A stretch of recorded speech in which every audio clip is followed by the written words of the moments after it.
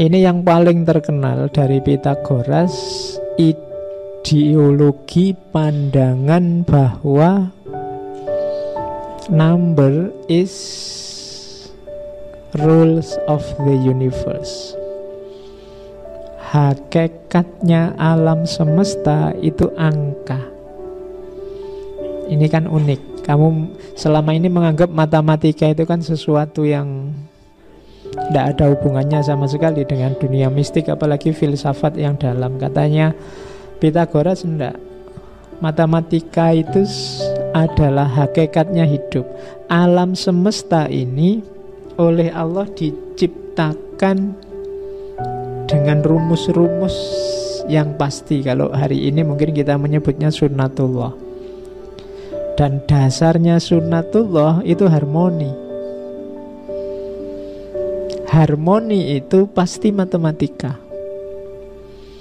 Nanti Pythagoras ini juga nanti dikenal juga sebagai ahli musik. Ada cerita satu ketika ada anak muda yang nafsunya meledak-ledak, nafsu syahwatnya. Kayak kalian mungkin habis nonton video yang kamu download itu. Iya. Terus anak muda ini didekati oleh Pythagoras. Terus Pythagoras bernyanyi. Jadi mendengarkan lagunya Pythagoras itu nafsunya langsung turun. Ya, boleh kamu coba. Ya, nanti kalau ada temanmu lagi bernafsu kamu nyanyi. Nanti kan nafsunya hilang ganti marah. Oke. Nah, dunia ini hakikatnya adalah angka-angka. Angka-angka itu berarti harmoni-harmoni. Kalau pakai bahasa kita itu sunnatullah. Jadi semesta ini diciptakan, kalau bahasa di situ, dengan perbandingan-perbandingan, dengan harmoni. Ada panas, ada dingin, ada, itu kan harmoni-harmoni. Ini kan kalkulasi-kalkulasi matematis. Musik kan juga begitu, notasi-notasinya harmonis. Jadi hakikatnya alam justru harmonis. Allah itu membuat sunnatullah untuk dunia ini biar seimbang, harmonis. Dan ngomong harmoni itu kan ngomong hitungan-hitungan, perbandingan-perbandingan.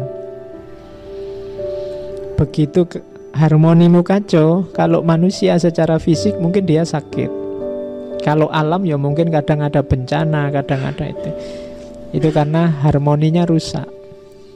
Jadi hakikat hidup ini, hakikat dunia ini itu sifatnya numbers, angka-angka, matematika. Maksudnya apa? Dia berada dalam konstruksi harmoni-harmoni, perbandingan-perbandingan. Nanti ini mungkin diadopsi oleh, kita kenal falsafah yin dan yang, kemudian kita kenal falsafah, kalau di Jawa ada sastro jendro, itu kan sebenarnya ngomong harmoni-harmoni.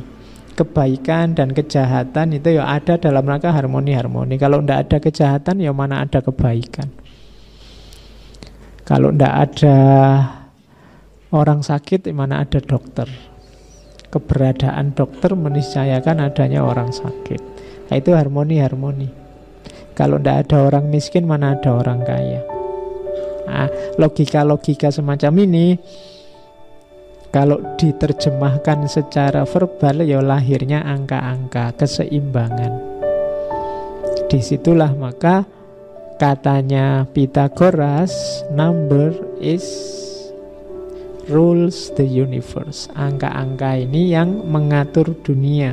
Dia yang membentuk alam semesta. Berarti apa? Dialah hakikat dari realitas, hakikat dari alam semesta. Tidak ada satupun hal, makna keduanya, yang tidak bisa dikenai angka-angka. Laptop ini jumlahnya berapa? Kamu akan menyebutnya angka. lebarnya berapa, panjangnya berapa, dan seterusnya. Kamu marah berapa lama, sejak kapan, mulainya jam berapa, selalu angka-angka. Apapun, tidak ada yang tidak bisa dikenai kaidah angka-angka. Maka hakikat segala sesuatu kalau versinya Pythagoras ada di angka-angka. Oke, ini pandangan yang paling terkenal. Agak aneh mungkin karena selama ini kita anggap matematika itu ya logika biasa di luar dunia mistik. Tapi Pythagoras mampu menyambungkannya. Jadi ternyata angka itu sakral. Dilanjutkan lagi mendaya gunakan angka, maka lahirlah mistik angka-angka.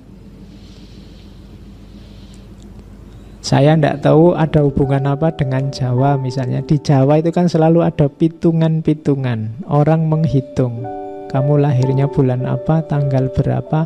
Oh kalau gitu jodohmu tidak boleh yang hari ini tanggal sekian. Itu kan hitungan-hitungan.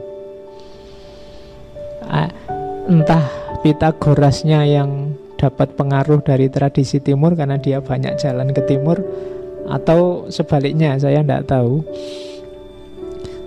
Tapi Pythagoras juga yang punya gagasan angka-angka sebagai mistik.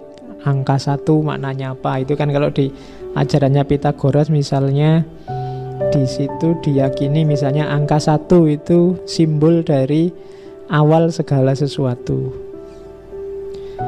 Kemudian angka 2 itu simbol dari materi. Materi itu kan sifatnya selalu dualitas. Besar, kecil, panas, dingin, dan seterusnya. Angka 3 disebut bilangan ideal karena 3 itu ada awal, ada tengah, ada akhir.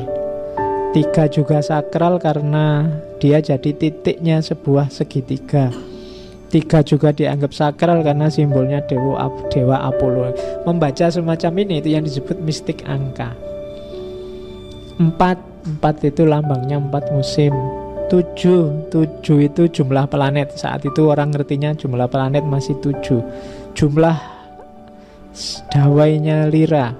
Kemudian ulang tahunnya dewa Apollo dan macam ini namanya mistik angka. Jadi angka ternyata ada maknanya.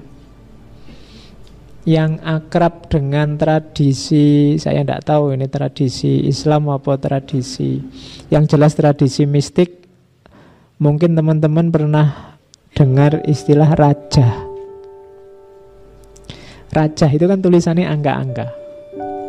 Kadang 4, ada kotak, terus 4, 3, 2, 1, pokoknya dijajar-jajar gitu. Terus kadang ditulis, terus dilipet. Taruhlah ini di depan pintu sehingga bahaya tidak masuk. Itu raja. Itu sebenarnya sama logikanya dengan ini, mistik angka. Jadi setiap angka punya daya. Dia menyimpan rahasia sesuatu. Oke, yo, mungkin menurutmu sekarang ala pak, yo angka kan ya sekedar angka. Yo, level kita memang belum nyampe ke sana. Jadi wawasan saja sementara ini. Oke. Itu kan musyrik pak, itu kan bid'ah, ya ndak apa-apa. Yo kalau kamu anggap musyrik ya jangan dipakai, kan gitu aja. Jadi ada yang punya logika semacam ini.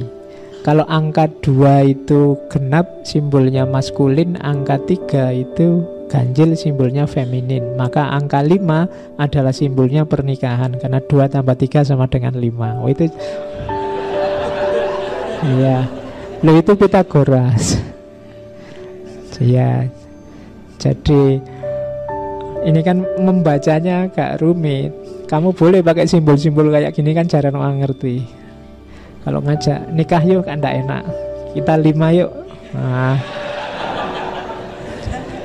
selama ini kan 2 atau 3. Sekarang kita jadi 5 yuk. Itu namanya mistik angka.